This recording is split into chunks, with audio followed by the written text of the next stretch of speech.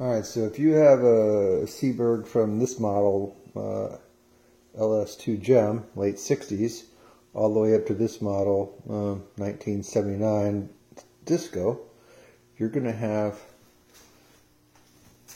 horns or tweeters that are metal or plastic that kind of look like this.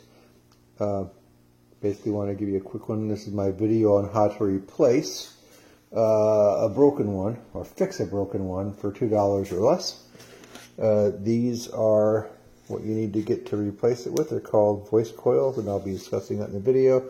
Also going to show you where I got these from on Amazon, which, you know, $3 something for 2 of them, good deal. These all work the same. These have the same voice coil in them. This obviously is a different type of a replacement coil. This one you physically just grab, and with a pair of pliers you wrench this sucker off. It's just a pressed on piece of plastic. This one they took a piece of molded styrofoam, which is really, this stuff is like durable, and so you've got to go and cut this off with a knife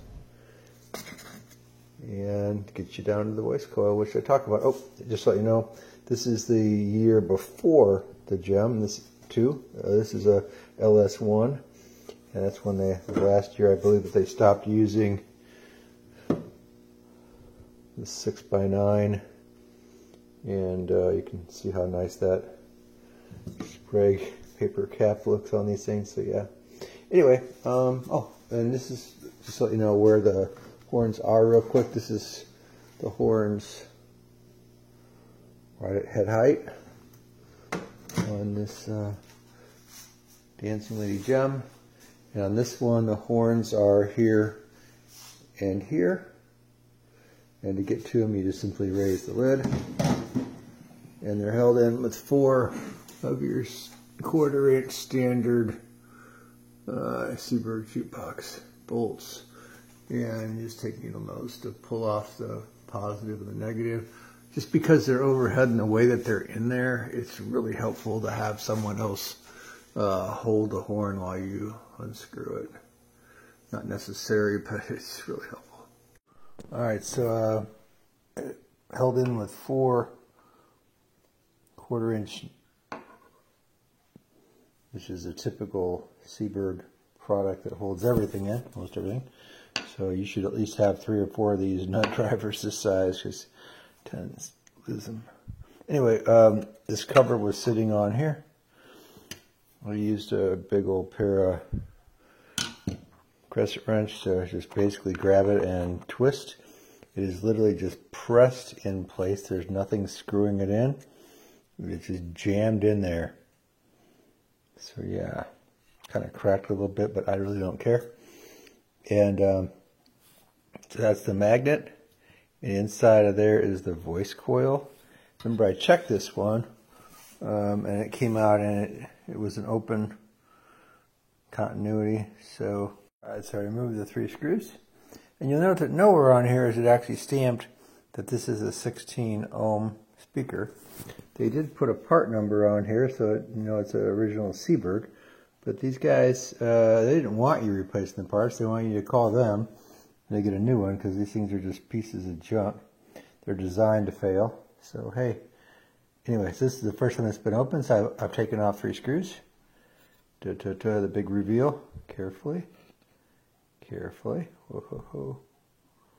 And it's just a magnet basically in here. I don't know if you see that or not, but it's a magnet. And here is your voice coil. And the voice coil is basically a piece of cardboard and then a resin piece with a very thin wire. That's very thin wire wrapped around there. And if you can see, we can see one of the leads right here. And if you trace that one down, that is going to go to the negative. If you look right in here, you can see the other one basically just winds around and it comes off. And this one is going to go down to there. And just this piece of cardboard on top of it. And it's held on by this couple pieces of really old Scotch tape. So I'm going to turn it off and carefully scrape the Scotch tape off so I can pick this piece of cardboard off. Okay, it wasn't hard to take that off. I just literally touched it and it just came right up. So that's all that's holding that piece of cardboard on. So I'm going to try and take that piece of cardboard off without breaking the coil underneath. It's just a piece of cardboard. Oh, now the coil is stuck to it. Dang, I'm going to turn this video off. So, as you can see, it's kind of stuck on this piece of cardboard. I don't know if you can see on there very well, but you see... Oh, by the way, there's nasty, disgusting stuff there that's just stuck in there. No idea, but that's going to go away. That's just disgusting. Lord knows where that came from. Hang on one second. It's just bugging me. Alright, got the dirt out of it. Okay, better. Don't know why, but that just kind of... I'm not a neat freak, but that's bugging me. Alright, so... here's my handy pointer here. You have... down here is positive and negative.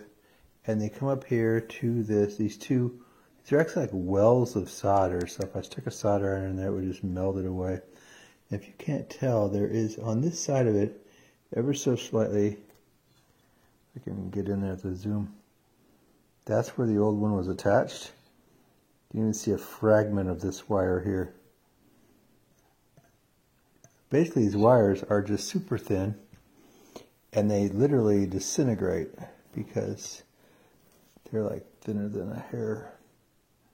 So that one there, and this one here. So the only way that I could possibly fix this is to pull this piece off and then solder a new piece of better wire from there and there to somewhere up in here where I can find a good piece of wire to do that to. Or better yet, I can just order this piece here. Get it off. Come on, baby, you can come off. Yeah, you. And I can take this voice coil and for $3, there's those wires.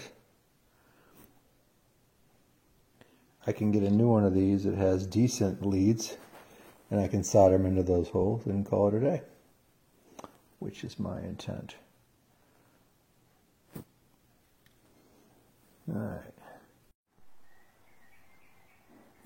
Okay, here's a little video tip. So I got the new one soldered in. Oops. My lead's on there. Okay, you can see it's sitting around 5 something ohms. So it's good. Alright. So, here's the deal. I can't really do this two-handed very well with holding the phone, and I'm not professional. But this piece is a magnet. And if you see those 3 little indents, and then you see the 3 holes. So the 3 holes are where the 3 screws go through and screw it into this piece here. The other 3 are kind of a liner to align things up.